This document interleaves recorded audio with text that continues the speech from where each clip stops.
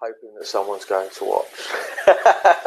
Okay, so hello guys. My name's Mike. I run a company called Job Ready English. We help international students succeed. Every Saturday at 6 p.m. I am going to be knocking out a free webinar, which is going to be 20 or 30 minutes long. Just boom through these PowerPoint slides and really just kind of fill you in on something that's cool, something that I find interesting, and something I know that there isn't a lot of information out there. And this week, we're going to be talking on the subject of, are there any graduate jobs left in 2020? Why did I pick this subject? Because I think a lot of students are just kind of like, is there a job? Isn't there a job? What should I do? Should I defer? There's a lot of hesitancy going on. So I thought I would. This also comes from a blog post which went out on the newsletter. I'll stick it on the YouTube feed, and it's already there on our Facebook. Also, like, comment, and subscribe if you're watching this through YouTube. Please come and like us on Facebook. Got so much cool stuff going on. We're going to have even more cool stuff over the next 3 months. I'm super psyched.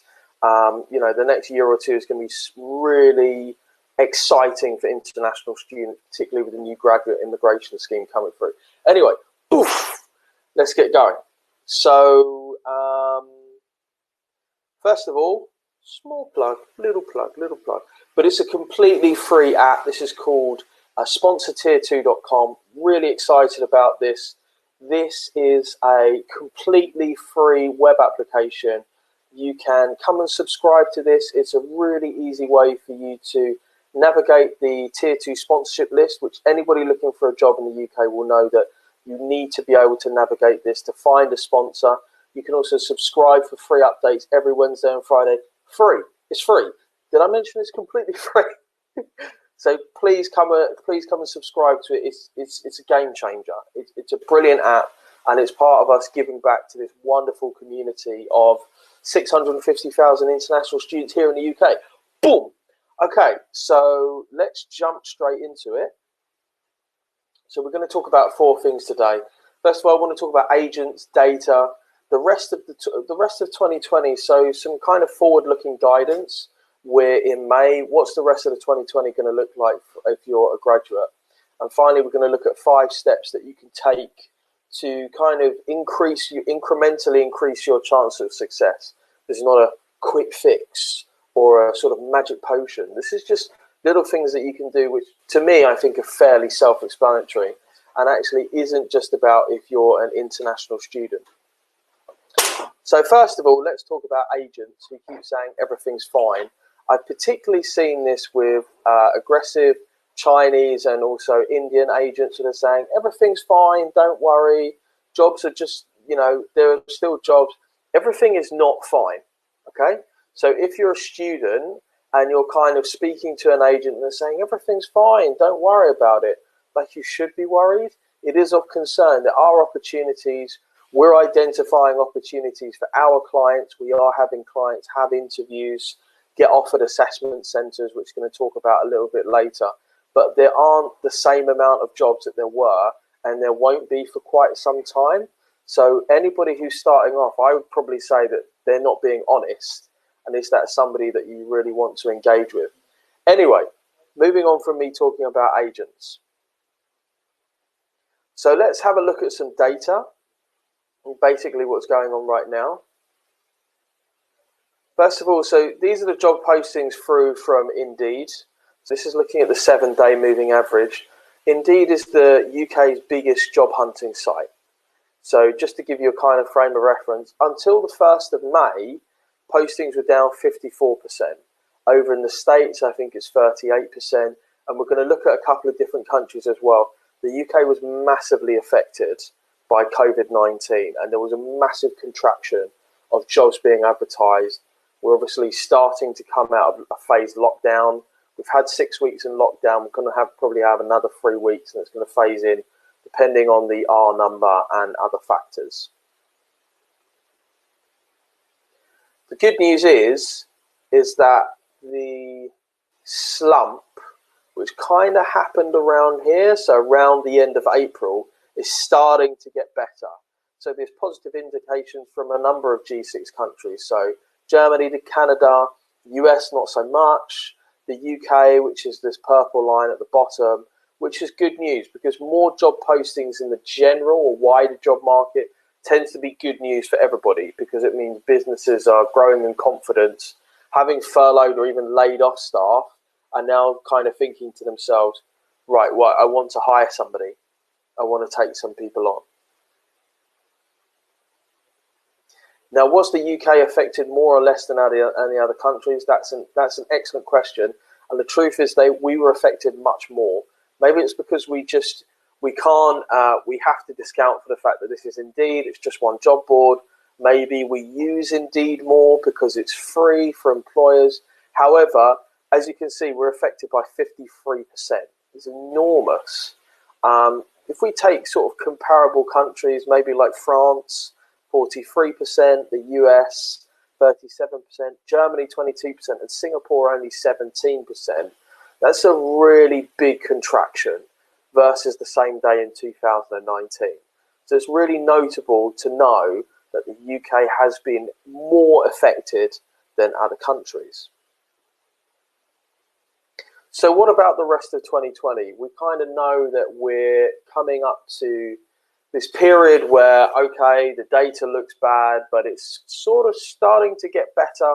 We're starting to get some indications over what's happening. So what about the rest of the year, because we're only in May?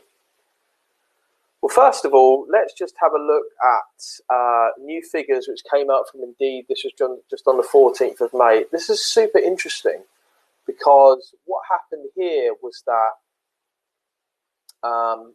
Boris Johnson and also a couple of other first ministers in other countries, Wales, Scotland and Ireland, had mentioned about garden centres reopening, the need for social care and also the need for trainee train drivers.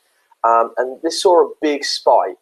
So what that leads us to kind of surmise, bearing in mind we're in really early days, so anybody who's kind of like, oh, I know exactly what's going to happen. Nobody knows what's going to happen because we're still looking at forward-looking predictions based upon previous data, and the worst data hasn't hit because we're still feeding it through as we come out of it. So what we kind of noticed was, you know, the Welsh First Minister announces about garden centres reopening, Boris Johnson's speech. So this was just last Friday, and that kind of Friday of last week. So that sort of big ping in searches. So all of a sudden, searches for garden centre jobs are up a mass amount comparatively to, say, the 27th of April, for example. And actually, they're even higher. So this is coming through to the 11th of May all the way through until Tuesday. Now, what this kind of leads us to believe, or leads us to surmise, is that as sectors reopen, jobs will increase. So there will be more people looking for those jobs, but we need to wait for the government. So it's basically a waiting game, and it's about paying attention to the news and everything that's going on and saying, well, the government said that these companies can start going back to work. The government has said, and also large companies are a really important indicator. For example, what's PwC doing? What's JP Morgan, HSBC, what's AIG doing? What are Teach First doing? These are enormous employers, and they give really strong indication to everybody else. You know, we're looking for people to make the first move and to interpret government legislation and regulation, which is still coming out and slowly being changed and adapted with new information every day. But it's good to kind of see that there was a pop in movement. As soon as things started to open up again, people are keen to get back to work, and employers are keen to employ people because they need to sell goods to make up for a bare minimum that is 6 weeks lost. The other thing that I really want to bring up is that these are just a few of the companies who are actively recruiting. Blackstone, RSM Tennant, Innocence, Raytheon, EY, KPMG, Deloitte, BDO.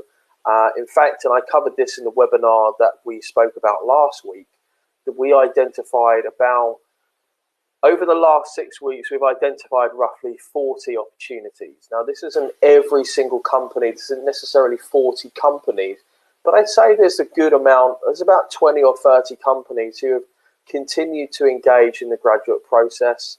One thing that we know is a lot of companies are engaging in online interviews because that's really easy to do, whether that be through Zoom or through Skype.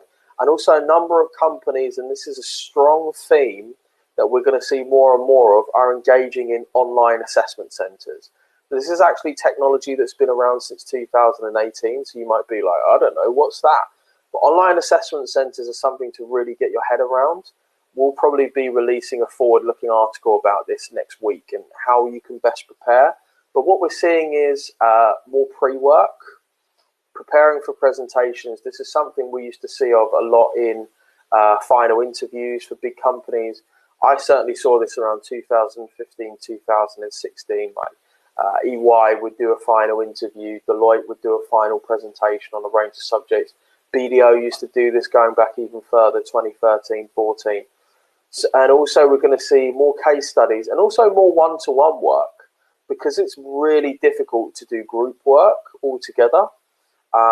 Especially having done a lot of group work training online, it can be difficult to facilitate a young, eager group of people, essentially, who are all trying to talk at the same time. They're not able to, because Zoom will only let one person speak, but it can lead to one person being.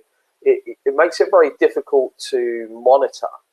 So I think we're going to see a bigger rise in one-to-one work, which means we need to increase our communication skills and we need to increase our presentation skills, for sure. Presentation and analysis skills are massively important as a kind of forward-looking skill set. So that's something to think about. So let's kind of just look at some forward-looking predictions, not to kind of, jump the gun. The job market is going to be incredibly competitive. So there are a lot of people who are going to phase down. So they may be kind of slightly more experienced. Perhaps they're in the mid-20s to late 20s, and they're not able to get entry-level roles. So they're going to be looking to re-enter the graduate job market potentially. So you're potentially coming up against, candidates with 5+ years experience. There could be later graduate starts this year. We might see graduate starts push through from September to January 2021. Like I spoke about, there is going to be increased use of technology. There are some really good systems out there like Criterion, Eval, also owned by Criterion. Also we've seen the success of technologies like HireVue and the umpteen amount of copycats that have kind of sprung up. Not in a kind of horrible way, but we've really seen employers going from 3-4 years ago, when video interviews were kind of weird and quirky and everyone was like, well, how does that work? And now there's this really sophisticated system of evaluation, and it's incredibly time-saving for employers, particularly ones who were, churning through, 5-figure applications, 10, 15, 50,000+ applications, if you're looking at a company like PwC. And we're going to see this sort of leach through into more assessing. Potentially, we're going to have a completely virtual assessment. From your application form, online tests, first round video interview through to online assessment. It's going to be a completely virtual. So what that means is a greater need for communication. Your ability to speak, to communicate, to present, to influence, to charm, to engage is super important. Also, super easy to practice for, because I don't have to worry about all these other constraints outside of my control. For example, like, what if Bob starts talking over me, or, I can't keep up with native speakers, they're not there anymore. Yeah, so this is really interesting, particularly as emotional AI gets incorporated, as it has done really well, particularly HireVue through video interviewing. So I just want to talk about some 5 steps. I talked about this in my blog, and this is really, I don't think anything here is groundbreaking, but I think, bearing in mind, if you have got the time, and you probably will do, because you're probably not going back to university, maybe your grades have already been predicted, maybe you've already received your degree. So these are just 5 things that you can be doing right now if you're scratching around. Number 1, apply early. Stay hot, right? So one thing, and I'll stick this down in the comments, is there are free websites that you can use. I think off the top of my head, the ones that I suggested were, the Fabulous Student Circus, Target Jobs, which allows you to sift for work permit. And of course, you can now start using Sponsor Tier 2. Little plug for us. And start looking for new sponsors that added. It's not a foolproof process, I'll freely admit that. But there are some really good sites out there. Also, like use Google Alerts, really useful. Instead of kind of looking through jobs boards, we don't advise you using big jobs boards. The next thing is networking. So use LinkedIn, reach out to people, email people, because people are at home, they do have more time. We are seeing a greater increase in responses from recruiters because, they're there. They're sitting at their laptop. They're able to engage with people. Also, you can network through, Zoom meetups. There's loads of stuff that you can do and you can be engaging with. Volunteering, so this could be, volunteering online. This could be going out and delivering food parcels. There's loads of stuff that you can be doing. So don't just sit there and do nothing. Training. So if we're looking at big skills that are really cropping up, perennial skills that are always useful, writing, presenting, data analysis. Those are just perennial skills that are always useful. Whatever you're doing, they're always going to be kind of a 10x kind of thing. Because if you're really good at presenting information, you're going to be good whatever you're going to do. The same for writing compelling information, maybe less so. Data analysis is just like, boom, it just keeps coming up. Everybody's looking for graduates who are tech-centric. If you can use Excel, Python, Stata, VBA, the list goes on and on and on. If you're looking to enter into, industries where there's a lot of data, which, let's face it, is everybody, you're going to have a massive competitive advantage if, A, you can demonstrate data analysis skills. Also, like, have a portfolio, have a Kaggle account, have something that you can show people. You can be like, oh, look, here's a really cool data visualization that I did earlier. So have something to show. I've spoken about this a lot to kind of like marketing, arts, digital type students who are like, oh, I'm really good at, Adobe Dreamweaver. Sweet. Show me. And they're like, oh, but I haven't got a portfolio. And I think, well, that's stupid. I'm not being funny, but I could say I'm good at Adobe Dreamweaver. I mean, but if you show me your portfolio, it's something I can see. Tangible results are really important. And lastly is practice. This is a golden opportunity to really nail your English. Practice questions, practice presentations, practice spoken fluency. Yeah? So again and again, 每天我说中文，这是很重要。Yeah, I've been learning Chinese on and off for a number of years, and I find that my Chinese only improves if I speak every day, if I'm applying it every day. So apply your language. I know that there's loads of students who are going to be getting super rusty because they are not speaking English. They're just speaking Chinese or speaking Spanish or whatever it is. Go online, use stuff like VR chat. Go and find innovative ways. Find guys like probably the most famous linguist on YouTube right now is Sharma, who knows English, Chinese, Fujianese, some Cantonese, and also recently learned Spanish in 30 days, which was just bonkers. Go and find these guys and see what they're doing. Look at fluency. I mean, we're so lucky to have the internet, to have YouTube. The answers are all out there. Go and engage and try to improve your fluency. So just finally, guys, if you've got any questions for me, you can email them through to me to mike@jobreadyenglish.com. You can throw it back in the comments on YouTube. I'm going to be keeping an eye on that. If you've watched through on to the end, thank you so much. Like, comment, and subscribe for the YouTube. Sign up for the Facebook. Use Sponsor Tier 2. We really are committed to delivering the very best information to help international students succeed. And we will continue to do that. Thank you, guys. Have a wonderful day, night, morning, evening, 3 p.m. watching through YouTube algorithm. Bye.